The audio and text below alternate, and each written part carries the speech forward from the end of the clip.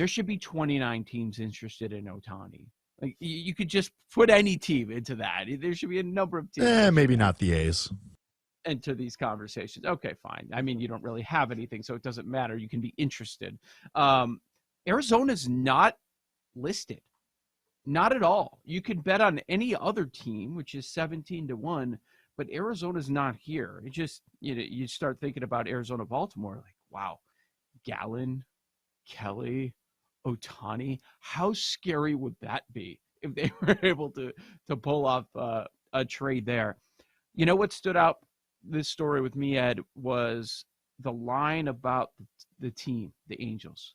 Team officials likely to meet and make a decision after the Detroit and Toronto series. Okay, that's how most teams are going to handle it. In no way should the results of the next week determine what you do with Shohei Ohtani. You should have a strong opinion right now. Now, I know context matters. What is being offered certainly matters. And you shouldn't just take a hard line, no matter what. You got to listen if somebody's calling, right? Because you never know what's going to be offered. But I hope that they're not determining this based on the results of Tigers and Blue Jays late July regular season baseball games on whether or not they're going to keep Shohei Ohtani in their organization. Well, it's all about negotiation leverage, right? If everyone knows that the outcomes of these ball games will dictate what you do with Shohei Ohtani, then everyone can offer just a little bit less. And so if you are putting yourself in a precarious spot by forcing your own hand based upon the outcome of games, then that hurts the negotiation, right? Maybe you get something that's a little bit too disappointing, and then you wind up keeping him when perhaps you were willing to entertain trade offers. So this idea that everyone knows what you're trying to do and you know what variables are in your equations as far as what's going to guide your decision making, no, it's not that simple. And anybody who boils it down that way, again, probably, you might hear reports, and there are sources out there that may be well informed and educated, whatever, but it's just not that simple. There are many more factors that go into it. And that's why when I keep talking about Ohtani likely not getting traded, in large part, I'm talking about off the field things in terms of the business that he generates. That matters a great deal to the health of an overall ball club. Like, how much money are they bringing in? What can they do with those funds going forward, et cetera, et cetera. So, yeah, it's way more complicated than just how well the Angels are playing against the Tigers and the Blue Jays. There are many more factors to it. As far as other players who are very much on the trade block in all likelihood, we talked a little bit about Cody Bellinger, and I want to explore this just a little bit more because, as we mentioned, the Cubs are in this weird spot where they're a bit of a tweener. They could be buyers, they could be sellers. Cody Bellinger may be that guy who they may get a haul for because this will very much be a seller's market. You just have so many ball clubs clamoring to make the postseason and so few ball clubs with prized assets who can basically command just about whatever they want. And when you look at Cody Bellinger's possibilities as far as what the market suggests, the Phillies are the favorites at 4-1, staying with the Cubs, that's 5-1, Yankees also at 5-1, Astros 5-1, et cetera, et cetera. I have a dark horse ball club that I want to run by you. And first off, I think you have to say coming in, or you have to ask coming in, are they even buyers to begin with? And then would Bellinger make the most sense? So this ball club, they need some help at center field. They need a power slugger. And if they could get someone who plays first base a good bit, that would also be helpful. When I was looking at these markets, I was looking at, say, wins above average for individual positions. And this one ball club was really struggling in places where Bellinger would be a huge addition. And that ball club would be the Miami Marlins. And here he is 20-1 to acquire his services. Now, the question is, are the Marlins buyers to begin with? Are they tweakers to begin with? That's something we talked about yesterday, where maybe you're not a buyer in the purest sense of the word, but maybe you're someone who wants to get, a couple of smaller pieces, and that's the extent of your activity at the trade deadline. Maybe the Marlins are there, or maybe they want to make a splash because this is the best position that they've been in to make the postseason in a little while. The Angels don't have this sort of, playoff history over the last few years. The Mariners certainly do. And some of these other ball clubs that say have better priors coming in, certainly I think that's why you have these discrepancies. But I'm with you completely. The Angels at plus 850, the Mariners at plus 550, just because they made the playoffs a season ago. Seattle's toast.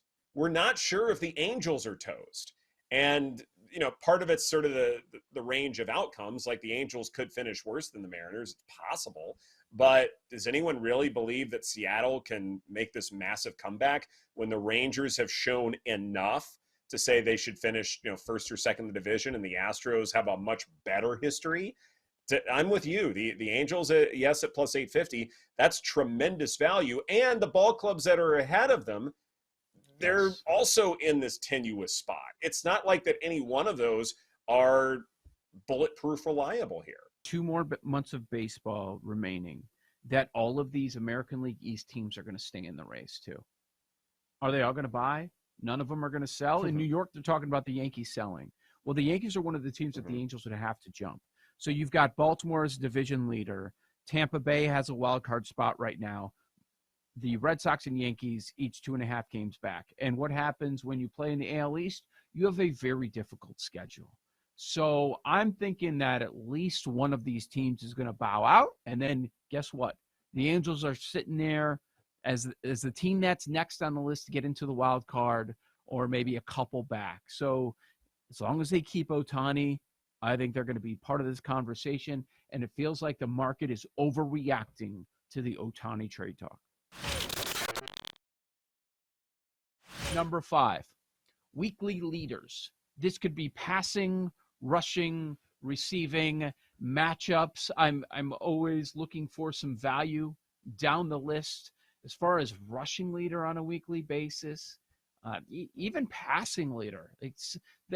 We all remember when Mike White was 200-1 to be the passing leader when he got the start, and he actually did it. So I love taking a look for some value on weekly leaders in the NFL. Number 4 on the list. Yeah, I'm a sucker for teasers. Yep. I think we've learned a lot more, especially over the last few years, on how you should bet them. But if you're in the right range, there is so much value on these lower total NFL games, teasing them up or teasing down those numbers. Number 3, future one that I take season and during the season, coach of the year. And you can look at certain paths like, oh, look, the next 6 weeks is going to be pretty soft. This coach is going to get a lot of steam. And the reason that I like coach of the year so much is, I don't know that it's the right way to vote for it, but the way they vote for it is not the best coach in the NFL. So there's value with some coaches that aren't all that great. They're just in a great spot. The schedule is falling right. The team is healthy. You don't see Andy Reid. You don't see Bill Belichick winning these anymore. You get guys like Matt Nagy in 2018 winning it. Dayball finishes 3rd in the division, and I'm a big fan of his. But should he have won it? Was it because of the New York bump? Like you've got to consider all of that. I mean, Jason Garrett's 2016, was he really the best coach in the NFL? I mean, come on. It's about exceeding expectations, and media markets help as well. So 3rd, I love following the coach of the year market. You can find value very late in the year. 2, the old standard. What we talk about the most, NFL sides, whether it's contests or betting game by game, NFL sides, hard to beat. And what I'm going to put number 1 is what gives me the biggest sweat on a Sunday. And it's how Lightning Bets was born. If you've ever done the old school Lightning Bet, some sports books do offer it, most do not. But basically, I like to do it with props the most. But you want to sweat? Pick a pick a quarterback to go over 315.5 yards with a lightning bet. And a lightning bet means, okay, I'm going to go $5 a yard over. So for every yard that I'm correct, it's, if I'm correct by, 30, it's going to be 30 times $5. Or if my player goes down to an injury and I bet an over and I miss it by 200, it's going to be 200 times $5 or whatever it is. So man, that is a way when I have a really strong opinion. If you want to sweat, do a lightning bet on one of those.